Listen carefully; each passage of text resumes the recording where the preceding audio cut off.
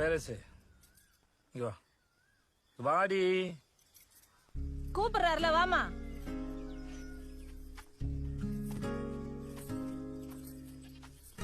என்னடி இன்னும் மாடி கோவம்?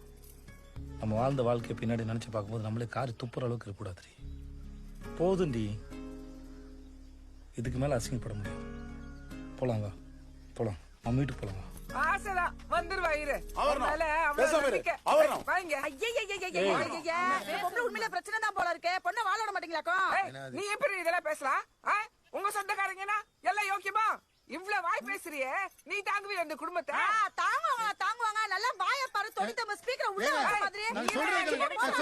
தயவு செஞ்சு நான் சொல்றதை கொஞ்சம் கேக்குறீங்களா? நாங்க ஒன்னும் சண்டை போடுறதுக்குலாம் வரல. பையனுக்கு பிறந்தனால சாமி கும்பிட வந்தோம். அப்புறம் அவங்க எங்களுக்கு சொந்தக்காரங்க எல்லாம் கிடையாது, தெரிஞ்சவங்க ஊருக்காரங்க, அவ்வளவுதான். சண்டை வளைக்க விடலான்னு வந்தான். நீ வாப்பா போலாம். எப்படிரா போவேன்? விட்டுருவானுங்களா அவனுங்க?